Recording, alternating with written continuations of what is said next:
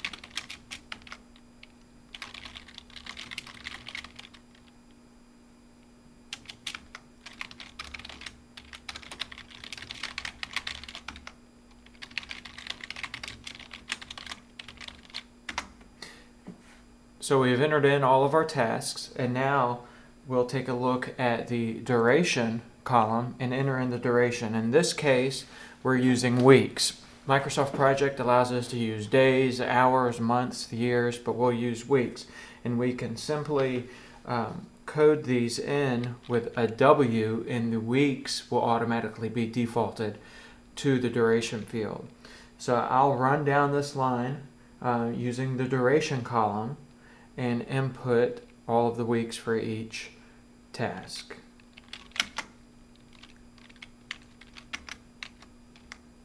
Oops, you see I did not put W next to the 5, so it automatically defaulted to days, so it's important to put W or simply spell out weeks.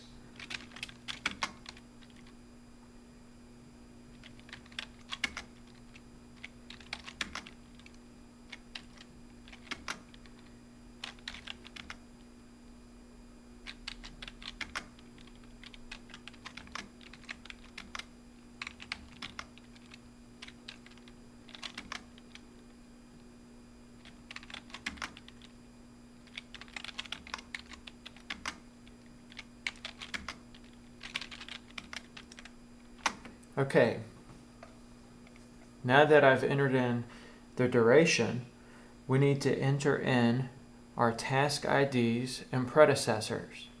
Now, Microsoft Project automatically defaults to a numerical task ID, as you can see in this case, 1 through 19. Since we have our own activity ID, which starts with P, S, D, I, and V, we don't want to use the defaulted numerical ID, and instead we want to create a custom field to input our own ID to tag to that task name. To do that, we're going to enter in a work breakdown structure field, a WBS code, and we'll simply right-click, insert column, and as you can see, these are all sorts of fields that you can, or columns that you can insert in Microsoft Word that we won't get to cover in this project, but you can certainly explore on your own.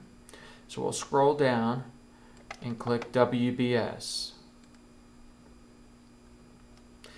Now it's automatically defaulted to the 1 through 19, but we're going to code in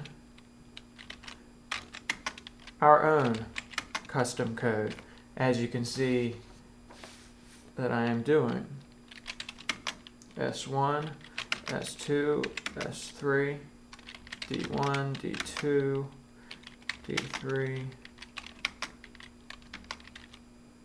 D6, D7, I1, I2, I3, V1, V2. As you can see, there are certainly duplicate hardwares, there's duplicate softwares, there's duplicate market research. So the way that we identify which category it falls into is through our unique WBS code. Since we have a P in front of this, we know that it falls under product specifications.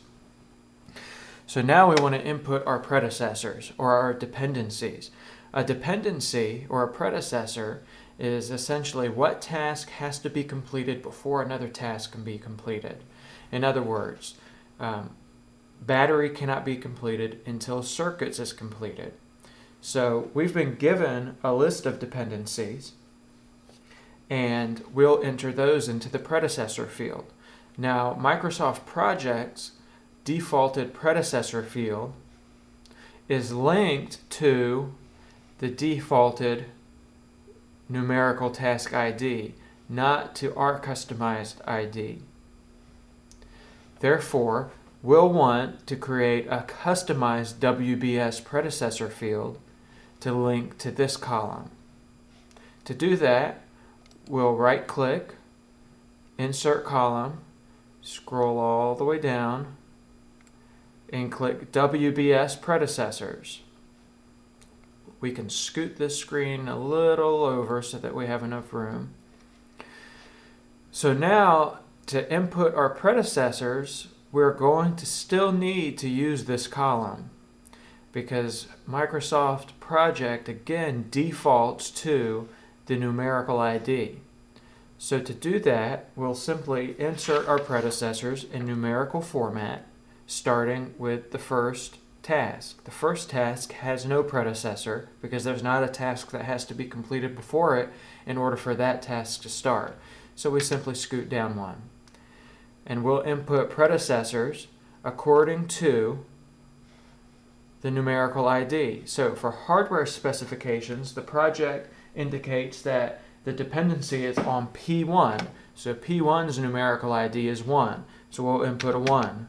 And as you can see, Project automatically inputs our customized task ID into the WBS predecessor field and starts compiling our schedule based upon today's date and based upon the fact that this will take 4 weeks to finish, and since this task cannot be completed until this task is completed, then we know that it can start the day after. It can't start on the same day, but it can start the day after. And we know it's going to take 5 weeks, so it automatically calculates 5 weeks.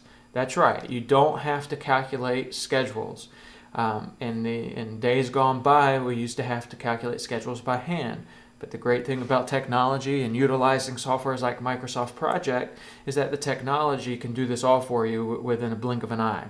So I will continue now to run through the predecessors and finish inputting these.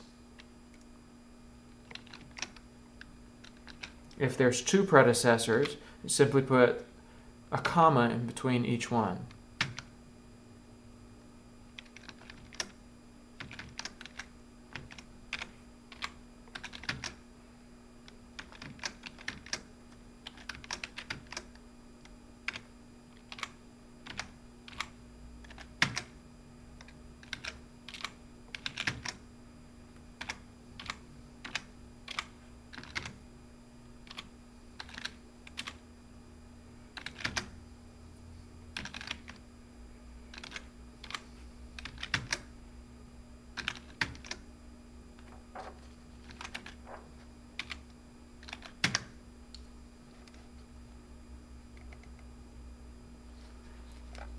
Now we have the initial setup of our project with all of the data that was given to us input. Additional data that has been shown in project is the start and finish time, which essentially was calculated for us and answers one of the questions that is in the project. This was automatically calculated because the fields were automatically populated for us. So now that you have this initial setup completed, you should be able to answer the remaining questions of the project simply by following the teaching notes accordingly. If you have any questions, as always, feel free to contact me. I hope this presentation was helpful in getting you started with your project, and I look forward to seeing each one of your results. Thank you.